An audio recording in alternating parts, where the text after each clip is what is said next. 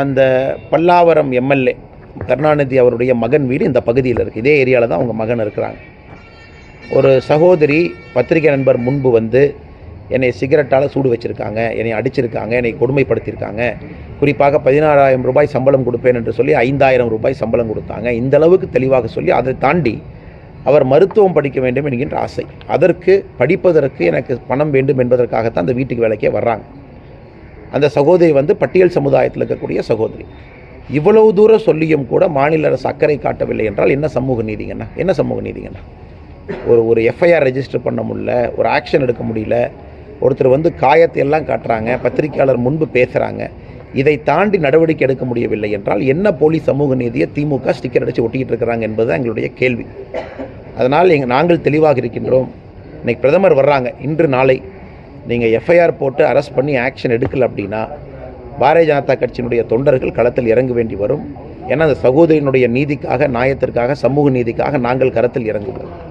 இதை மாநில அரசு கவனத்தில் வச்சுக்கணும். சார், அமைச்சர் உதயநிதி வந்து நாங்கள் வந்து ராமர் கோயில் திறப்பிற்கோ இல்லை எந்த மத நம்பிக்கைக்கோ எதிரி இல்லை, பள்ளிவாசல் எடுத்து கோவிலை கட்டணும் எங்களுக்கு உடன்பாடு இல்லைன்னு சமூகத்தில் தெரிவித்து நேற்று உதயநிதி ஸ்டாலின் அவங்க இன்டர்வியூ பார்த்தனா, தமிழில் சொல்லுவாங்க, பார்த்து பக்குவமாக பல்லு பற்ற போது அப்படிம்பாங்க.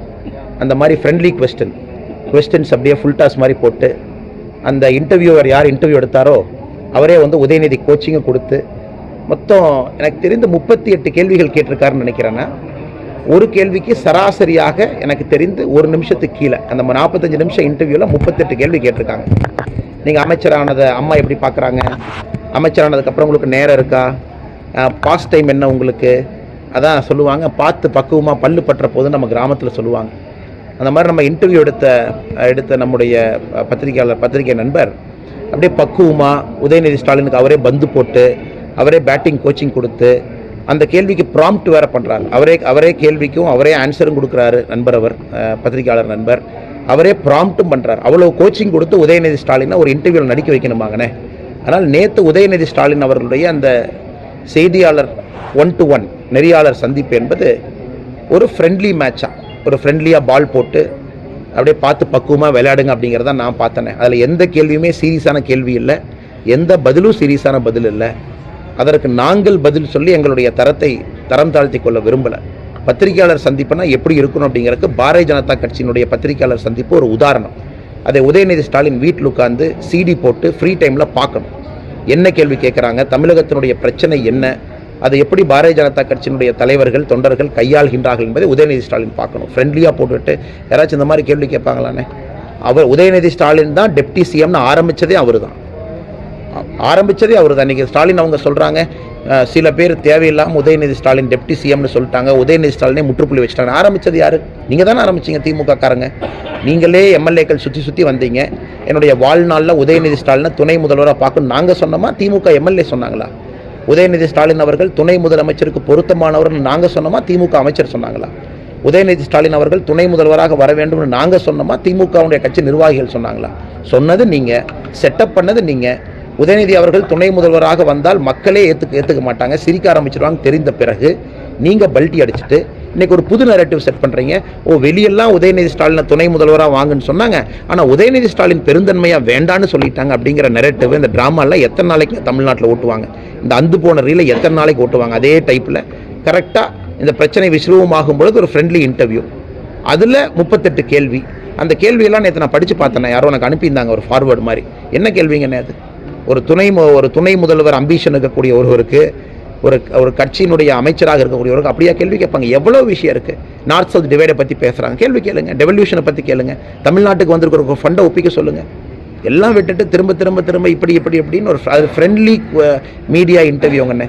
அதில் கேட்கப்பட்ட கேள்வியும் சீரியஸ் கிடையாது, சொல்லப்பட்ட பதிலும் சீரியஸாக கிடையாது. அதில் என்னென்ன சொல்கிறது? அதுக்கு நீங்கள் கேட்டதுக்கு பதில் சொல்கிறாங்கண்ணே.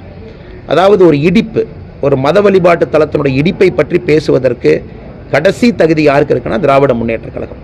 படிப்பது ராமாயணம், இடிப்பது பெருமாள் கோவில் என்று சொல்வது போல ஆட்சிக்கு வந்த பின்பு எத்தனை கோயில் இடித்தாங்க? அதெல்லாம் மக்கள் எல்லாம் போர்க்குரல் எழுப்பிய பிறகு கோயில் இடிப்பை நிறுத்தி வச்சிருக்கிறாங்க. இன்றைக்கி இவர்கள் இடிப்பை பற்றி பேசுகிறாங்க. அது உச்சநீதிமன்றத்தில் 5 பேர் இருக்கிற கான்ஸ்டியூஷன் பெஞ்சில், இஸ்லாமிய நீதிபதி இருக்கக்கூடிய ஒரு பெஞ்சில் யுனானிமஸ் வெர்டிக்டில் ராமர் கோவில் கட்டுவதற்கு அனுமதி கொடுக்கப்பட்டு, மாஸ்க் எங்கே கட்டணும் அதற்கும் அனுமதி கொடுக்கப்பட்டு, 2 தரப்புக்கும் நியாயம் கொடுக்கப்பட்டிருக்கிறது.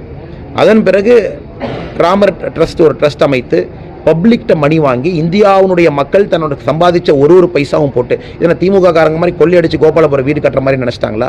ராமர் கோவிலுக்கு ஒரு மனிதனும் சம்பாதித்த பணத்தை எல்லாம் போட்டு அதன் மூலமாக தமிழகத்தில் ஒரு நபர் 25 கோடி ரூபாய் கொடுத்துருக்காங்க. 25 கோடி ரூபாய் தமிழகத்தில் ஒருவர் கொடுத்துருக்கார் செக்கு.